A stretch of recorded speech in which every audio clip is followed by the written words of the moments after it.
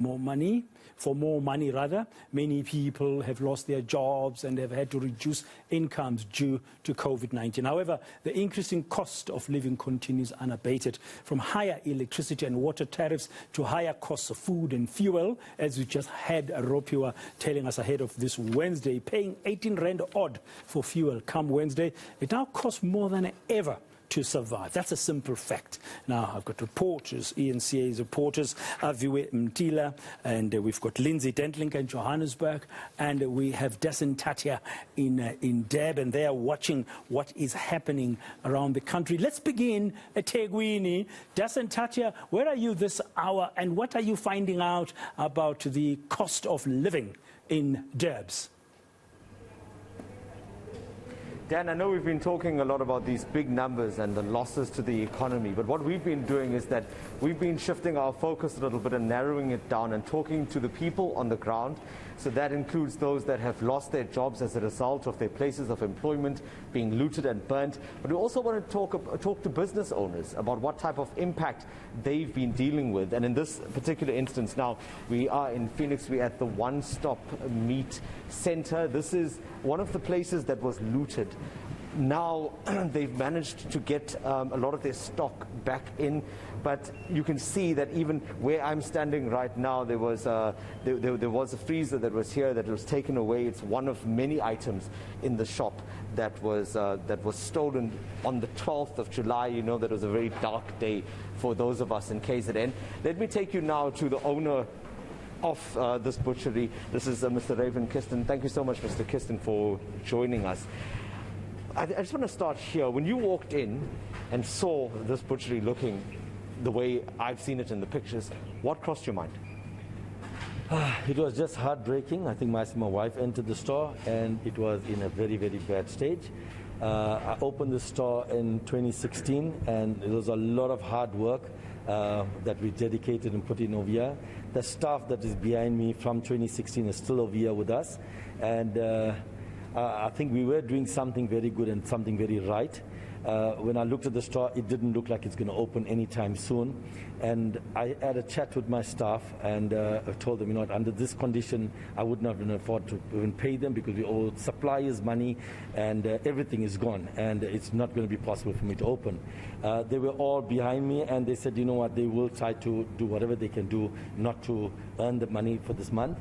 And then there was customers that came up and they sent me messages to the store, like to me to, or not, for me to open the store. And I just didn't know how to do it.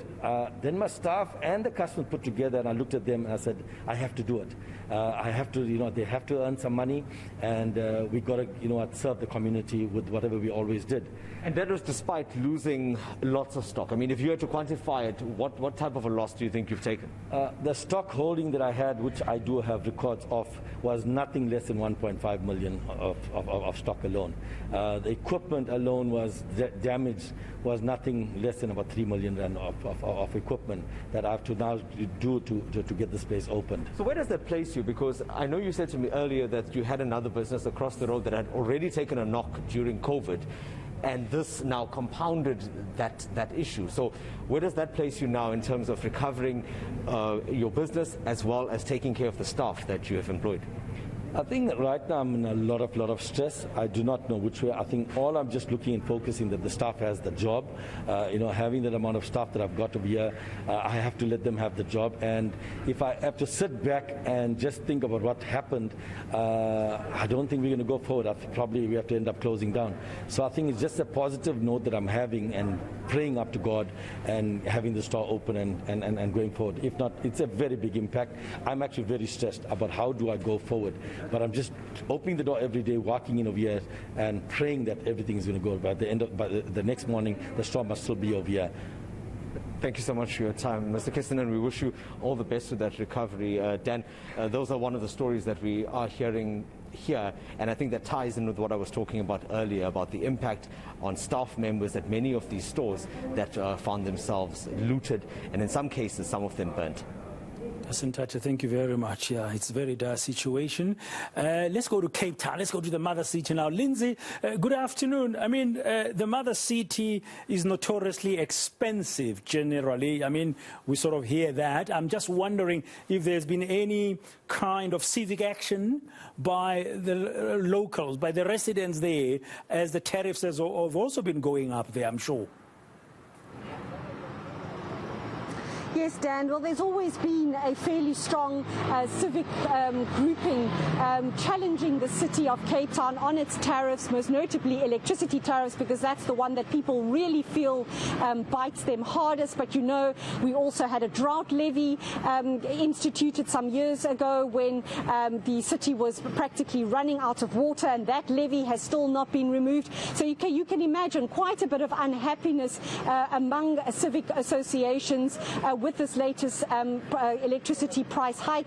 These all came into effect on the 1st of July. And even though the city says it has the lowest percentage increase, Dan, of all the metros in terms of hiking the electricity, these groups on the ground say the reality is that there are other charges and the way the city determines so-called lifeline allocations to poorer households that really come back to bite them really hard, and that there are other levies that get added to these price hikes that just make it so much worse for them. And a newer organization that has formed in the area of Mitchell's Plain called Electricity Hikes Must Fall has recently been established to raise awareness. They feel that people just don't know enough about what awaits them. And I spoke to the leader of that organization earlier today who told me that people are actually having to institute their own form of load shedding just to keep the lights on, and making really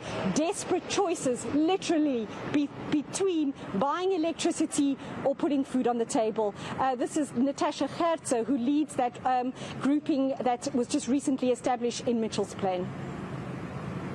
Beyond shocking, this is the worst, because the people don't even earn the money to pay for these increases.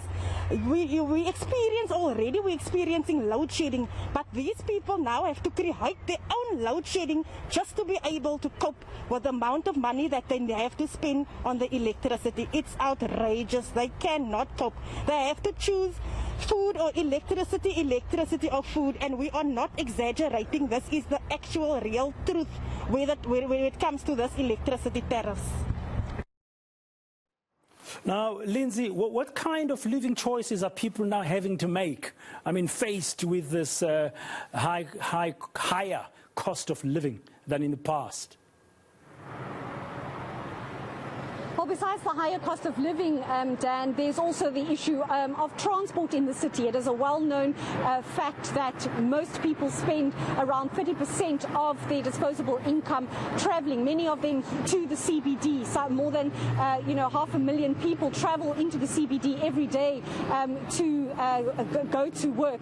And so besides having to deal with utility price hikes, water, electricity, sewage and the rest of it, they're also faced with transport costs. And for the last 3 weeks, with all the taxi violence happening in the city, many people are having to resort to even more expensive measures to get themselves to work because they cannot make use of buses or taxis. There's simply just not enough of them going around, or they're not running. And so people are having to make really desperate choices, Dan, as to how they balance what they choose to do first: buy electricity, take an Uber into work, or find some other method to get themselves here. So choices are really, really tough for people, especially those who have already lost jobs during the lockdown, or are only earning a reduced salary as the lockdown dictates that certain industries be opened and closed. But here's Natasha Gertze again explaining to me that she feels that not enough people are being made aware of all these price hikes that await them. They say that they're catering for the poor, but the poor gets the lifeline, which gives you up until 350 units per R1.43. But once they cross the poor, once they cross the 350 units, automatically they are switched over double the amount per unit. And this the people don't know. A few people will know it, but some don't know it. Then they come with a theory, the price change during a certain time of month, they're paying more, but it's because the tariff changes. So why are they changing the tariff and the people don't even know about it? They're not it's as if they're keeping the people in the dark. Generally, automatically, when you go on a higher consumption, they automatically put you on the highest tariff. So why can't they automatically put you on a low tariff when you are using much less than you are supposed to use? Cape Town resident Natasha Gerse ending that report at this hour from Lindsay Dentlinger. Let's come to Joburg now. I don't know, Aviwe, sentiments in Johannesburg. You've been gauging all kinds of sentiments from residents and also from organizations. What can you tell us? Well, steep utility hikes are what Joburgers are faced with. For example, the electricity hike is standing at a staggering 14.59%, which is about 4 times the inflation rate, while your public sector wage bill is only 1.5%, which is way below inflation itself. In fact, Pradan, when you look at the electricity hike over the last 13 years, you'd find out that it's gone up by 394%, while the household income hasn't even gone up by a third of that. It makes you wonder really what the role of the unions are, the people that are supposed to be protecting those very employees. But joining me now is the South African Federation Trade Unions spokesperson.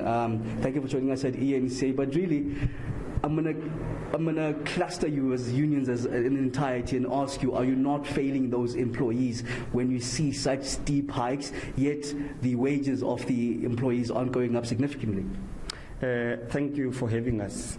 The main thing is that as the trade unions and the Federation of Trade Unions, there are different kinds of issues that we come across, and more especially in the economy at the current moment.